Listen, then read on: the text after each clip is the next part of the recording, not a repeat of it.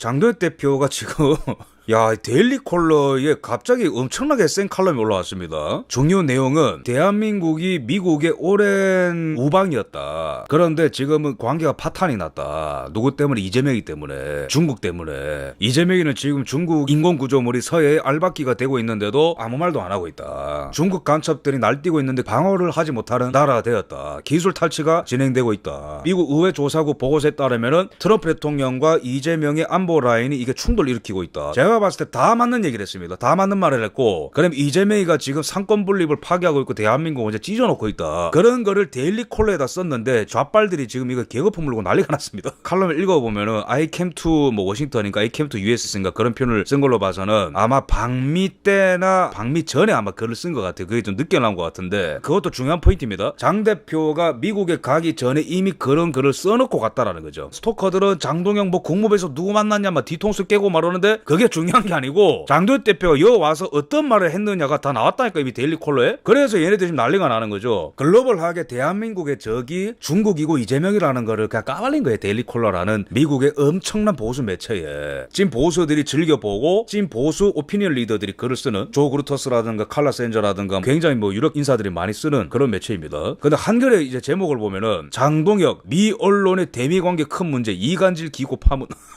파문인가요 이게? 이재명 존재가 파문이에요 여러분. 트럼프 대통령이 전쟁하는데 도움을 달라고 얘기하는데 계속 도망다니는 게 그게 외교 파문이에요 여러분. 홀로코스트 드립 쳐가지고 유대인들한테 상처 준 게 그게 파문입니다. 우리 대다수의 대한민국 국민들은 그런 짜이밍식의 세계관이 아니라는 거를 얘기를 하는 거예요. 파문 같은 소리 하고 있는데 저기 파전이나 먹으라 안 그래. 주간경향 장동혁 방미 미스터리. 뭔 미스터리야 다 공개했는데 지금 누구 만났는지. 국익 대신에 쿠팡 배송했다. 뭐야 이게 제목이 지금 이게. 대한민국은 상종하지 못할 나라라는 낙인 찍힌 거를 없애러 간 거예요. 잘 보세요. 미국 하원 의원들이 여러분 쿠팡의 특권을 요구했습니까? 그거 아니거든. 공정을 얘기했잖아. 공정. 알리페이나 이런 데는 4,000건 이상이나 유출됐는데도 왜 청문회도 안 열고 조사를 안 해? 형평성이 안 맞다라는 거지. 형평성을 요구했는데 딥다 그냥 미국 기업들을 사냥하는 그런 어떤 태도를 보임으로써 한미 관계를 파탄을 낸 게 바로 이재명이다. 그러면은 대한민국이라는 나라가 그런 나라가 아니고 앞으로도 미국이랑 잘 가야 된다라는, 그리고 앞으로 이런 식으로 조율하자라고 하는 그런 얘기를 하고 온 건데 뭔 쿠팡 배송 같은 소리가 져버렸어. 민주당의 논평 보면은 거의 북한식으로 논평을 하는데 재밌는 게 뭐냐면은 민주당의 수석 대변인 서면 브리핑을 통해서 대미 굴종과 사대의 늪에 빠진 국민의힘의 망상이 점점 심각한 폐악으로 이어지고 있다. 여러분 이거 거꾸로 돌리면은 뭔지 아십니까? 대중 굴종과 사대의 늪 이걸 하고 있기 때문에 미국이 그냥 안 넘어가는 겁니다. 정동영이는 왜 미국의 기밀을 그렇게 떠벌렸니? 대한민국은 왜 헌법 3조를 위반하고 북한을 국가로 인정하는 거예요? 대한민국은 왜 대만 침공 시에 뭘 하겠다가 아니고 왜 외계인 침공 시에 대답하겠다라는 이상한 말을 하는 거예요?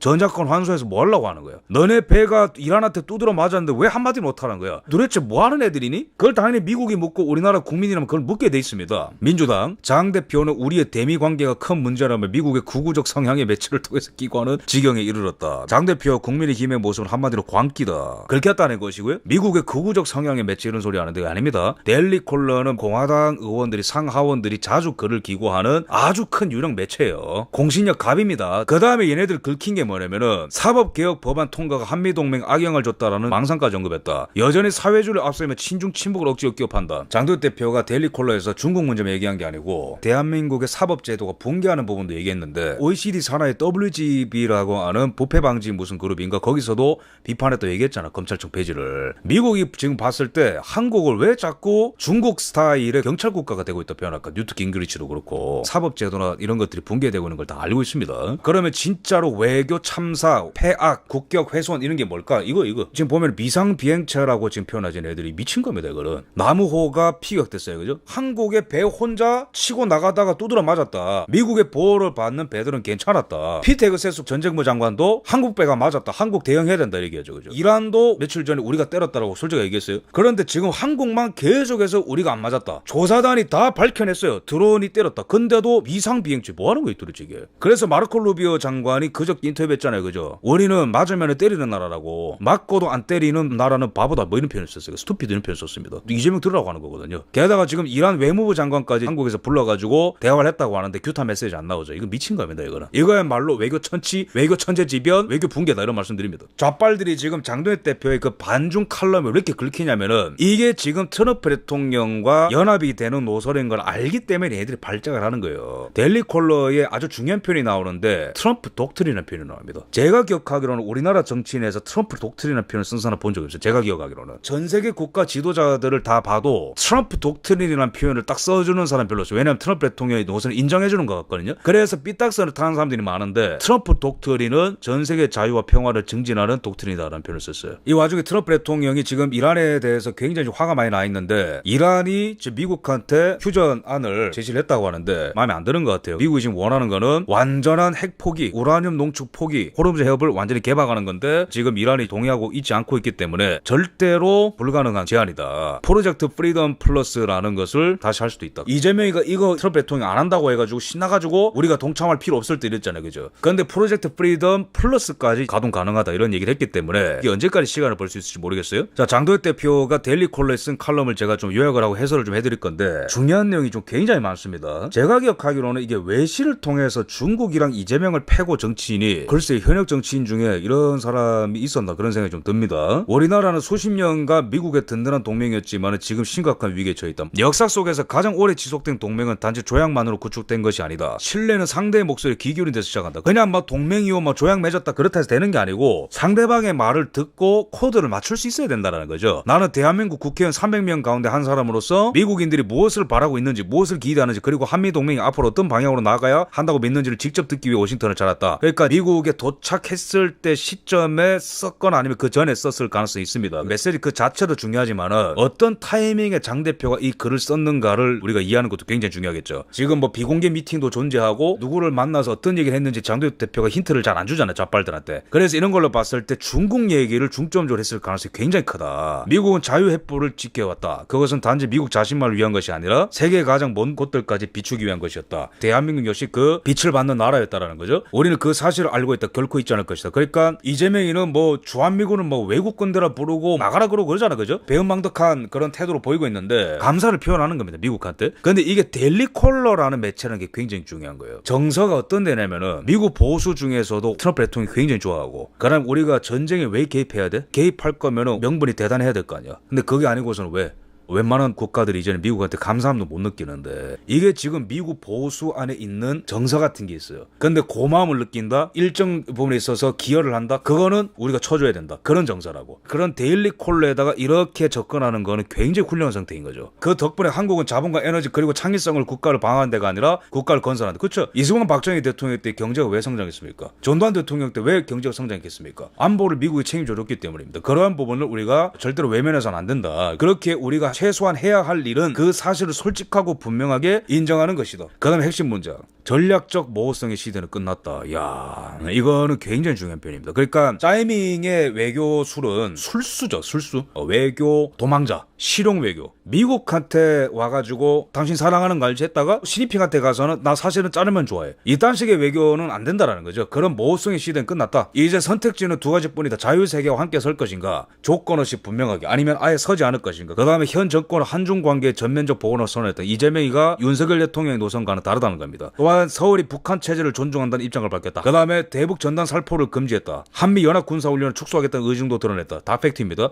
더 나아가서 한국인들이 외세 지배에 맞선 저항 정신을 기리는 3.1 운동 107주년 기념 이래 이재명은 공개적으로 북한에 대한 유화적 접근 노선을 지지하는 태도를 보였다. 굉장히 중요합니다. 3.1 운동은 우리가 주권 국가를 갖겠다라는 열망의 표현입니다. 우리의 주권 국가를 갖겠다는 열망의 표현이 대한민국이라는 건국으로 결과로 나타났잖아요. 북한이라는 존재는 그 대한민국 건국을 방해하는 괴뢰 집단이에요. 근데 걔네들을 국가로 인정하는 발언을 3.1절에 했단 말이에요, 인간이. 진정성만으로는 전략이 될 수 없어. 역사는 반복해서 보여줬다. 내가 뭐 잘할게, 네 편이다, 그런 걸로는 안 되고 이제는 행동을 해야 된다는 거죠. 나는 트럼프 독트린, 트럼프 독트린이라는 표현이 나왔습니다. 나는 트럼프 독트린의 본질이 미국의 힘과 지혜를 바탕으로 전 세계의 자유와 평화를 확장하는 데 있다고 믿는다. 이거 만약에 트럼프 대통령이 보면 굉장히 좋아할 거예요. 왜냐면 트럼프 독트린이라는 거를 되게 인정을 안 해줘요. 미국 워싱턴에서. 엉망진창 케어스 몇 편 쓴단 말이에요. 근데 트럼프 독트린이 미국의 힘과 지혜를 바탕으로 전 세계 자유와 평화를 확장하는 거다. 또한 이러한 목표는 주권, 자유, 법치 그리고 책임이라는 가치를 공유하는 국가들 간의 연대를 통해서만 실현될 수 있다고 확신한다. 그러니까 아메리카 퍼스트가 미국 혼자 다 얻어가는 게 아니라 같은 가치와 연대를 할 수 있는 국가들과 함께 가는 것이 또한 트럼프 독트린이다. 오늘날 바로 그 연대 핵심 축 가운데 하나인 대한민국은 지금 복합적 위기에 처해있다. 대한민국은 이제 중국 공산당 요원들의 간첩 활동에 효과적으로 대응하지 못한 나라가 되어가고 있다. 여러분, 이게 트럼프 대통령이 뒤에서 뭐라 했는지 올해 초인가 간첩법 법안이 통과가 되긴 했습니다. 근데 윤석열 대통령 때 계속 반대했잖아요. 그죠? 근데 지금 간첩 수사하는 거 기사 본 적 있어요? 안 하면 그만해. 얘네들 그냥 수사를 해야 될 의지가 있어야 될 거 아니야. 정권이. 우리나라 지금 중국 간첩 없나요? 갑자기 막 다 사라졌어요. 윤석열 정권 때 막 날뛰다가 갑자기 막 다 사라졌을까요? 안 잡는 거예요. 제가 봤을 때. 국정원의 대공수사권이 폐지가 됐잖아요. 그러니까 이게 장도혁 대표가 말하는 게 지난 5년 동안 삼성과 SK 같은 세계적 한국 기업들을 겨냥한 기수 탈취 시도가 집중적으로 벌어져 왔다. 같은 기간 중국 국적자들이 드론을 불법적으로 이용해서 한국 내 군사시설을 촬영한 사건도 잇따라 발생했다. 부산과 제주, 국가정보원 인근, 오산 공군기지 등에 대해서 중국 간첩들이 촬영을 했다라는 거죠. 대한민국의 경제적 안보적 주권은 지금 서서히 잠식되고 있다. 주한 미국 대사관의 경고에도 불구하고 이재명 정부는 서해상의 중국 인공구조물 문제에 대한 대응을 지연시켜왔다. 국무부에서 문제제기를 했었고 케빈 킴 대사 대리도 이 문제에 대해서 언급을 했습니다. 트럼프도 1기 때 주한 대사에 있었던 해리 해리스 전 대사도 이 문제에 대해서 얘기했다면 심각한 문제라고. 중국이 서해에 건설 중인 이 구조물들은 점차 남중국해 사례와 유사한 군사시설로 발전할 가능성이 있다. 이와 같은 상황에서 유능한 대한민국 정부라면 이러한 복합적 위협에 정면으로 대응하고 인도태평양 지역에서 책임을 다하며 미국, 일본, 호주와 같은 동맹 및 우방국들과 함께 제1도련산 방어에 기여할 준비를 갖춰야 될 것이다. 이거는 외계인 침공들이 받은 이재명과 완전히 다른 쪽에 서 있는 거예요. 지금 인공구조물에 대해서 입 닥치고 있을 게 아니라 치워라. 저거 우리 바다다. 이게 중국이 왜 인공구조물을 짓냐면은 제1도련선을 돌파하기 위해서는 무조건 서해를 가져가야 돼. 얘네들이. 만약에 한국이 이걸 내준다라면은 미국과 일본의 방위 구상에 큰 문제가 생긴다라는 거예요. 좌빨들이 지금 개거품을 만하죠. 그죠? 미국이 만약에 장동혁이 옳다 그 정도 논평 나오면 끝나는 거거든. 왜냐면 이게 이틀 전에 어떤 기사가 있었죠? 대만의 야당 친중 국민당이 무기 구입비에 필요한 예산을 자른 일이 있었어요. 이틀 전에. 거기에 대해서 미국 국무부에서 어떤 논평이 나왔냐면은 중국한테 양보한 정당이라는 표현이 나왔어요. 그러니까 야당이지만 친중을 한 정당을 직격을 했다고 미국 국무부가. 굉장히 강력하게 국무부가 개입을 할 수도 있는 겁니다. 자, 그 다음에 이 같은 평가는 미국 의회 보고서에서도 확인이 된다. 최근에 나온 미국 의회 조사국 보고서를 읽어본 것 같습니다. 장도혁 대표가. 미국 한국 동맹 의회를 위한 배경과 주요 현안이라는 보고서를 보면은 이재명 정부의 외교 정책 기조가 트럼프 행정부의 방향성과 상충할 가능성을 시사하고 있다. 제1도련선은 단순한 해상 방어선이 아니다. 이 보고서 제가 여러분들께 평론해드렸지만은 윤석열 대통령을 굉장히 높이 평가하고 이재명을 까는 보고서거든요. 미국 의회 정식 보고서가. 대놓고 두 대통령을 비교하고 그러지 않아요. 미국 의회 보고서가. 근데 짜이미가 너무 프로 차이나기 때문에 이 문제를 미국 의회 조사국에서 다뤘는데 그것은 규범 기반 국제 질서와 그 대안적 질서 사이의 경계선을 상징한다. 제1도련선이 뭘 나누는 기준이냐면은 규범을 기반한, 그러니까 자유와 법치에 기반한 국제 질서냐 아니면은 그 반대의 질서냐, 그 경계선을 상징하는 게 제1도련선이다. 이거는 중국이 발작할 수 있습니다. 왜냐면 이 제1도련선을 기준으로 해서 한편에는 자유세계가 있고 한편에는 전체주의 세계가 있다는 걸 지금 나눈 거거든요. 신뢰는 조약만으로 유지되지 않는다. 그것은 투명성과 책임성 그리고 법치에 기반한 민주적 통치가 매일같이 실천될 때 비로소 유지될 수 있다. 이 굉장히 중요한 게 단순히 우리가 미국 편에 서겠다 말로만 되는 게 아니라 그 체제가 자유와 법치로 작동하고 있어야 참된 연대가 가능하다는 거죠. 근데 짜이밍이가 지금 대한민국 법치를 깨고 있다는 거예요. 이거 굉장히 중요한 부분이거든요. 오늘날 대한민국의 법치주의는 흔들리고 있다. 지난 3월 이재명이는 사법부의 근간을 훼손할 수 있는 3가지 법안을 통과시켰다. 사법 3법을 말하는 거예요. 그죠? 그래서 4심제 도입. 그 다음에 이재명이가 대법관 26명 중에 22명을 임명할 수 있습니다. 그 다음에 나머지 하나가 법의 국제. 판사, 검사 무더기로 고발하는. 이런 나라가 어떻게 자유의 연대를 할 수 있겠는가? 역사는 단지 권력을 쥐었던 사람들을 기억하지 않는다. 역사는 그 권력을 얼마나 현명하고 투명하게 그리고 자신보다 더 큰 가치를 위해 사용했는가를 기억한다. 그것이 바로 우리가 지향하는 대한민국의 모습이다. 그리고 그것이 우리가 반드시 세우고자 하는 대한민국이다. 이번 칼럼은 상당히 큰 의미가 있습니다. 일단은 우리나라 정치인 중에 중국을 이렇게 직격을 한 정치인은 윤석열 대통령 다음인 것 같아요. 대한민국이 사실상 중국이라는 국가한테 지배당하고 있다는 것을 전 세계에 폭로한 게 계엄령이고 12.12 담화문이거든요. 그 엄청난 메시지 이후로 강도를 따졌을 때 그거보단 약할지라도 지금 현역 정치인 그것도 당대표가 여러 가지 리스크를 감수하고 굉장히 큰 승부수를 던졌다. 대한민국 이제는 미국 중국 사이에서 간 보는 게 아니고 확실하게 미국을 중심으로 한 자유세계에 붙어야 되고 붙을 뿐만 아니고 주도적인 역할을 할 수 있던 책임을 다해야 된다라는 그런 표현을 썼어요. 그리고 외신 기자회견에서 이런 비슷한 얘기들을 했는데 우리는 절대로 북한을 국가를 인정할 수 없다. 첫 번째. 두 번째, 이재명이는 중국의 인공구조물에 대해서 아무 말도 못하고 있다. 그 다음에 이란한테 얻어맞았는 대로 한마디도 못하고 있다. 그것은 이재명이가 중국과 북한을 의식하고 있는 것이 아니겠나라고 또 얘기했어요. 그 자리에서. 외신 간담회에서. 그래서 이런 메시지가 일관되게 나오는 것은 국가 차원에서 굉장히 중요하고 한미동맹 차원에서 굉장히 중요하다 이런 말씀드립니다.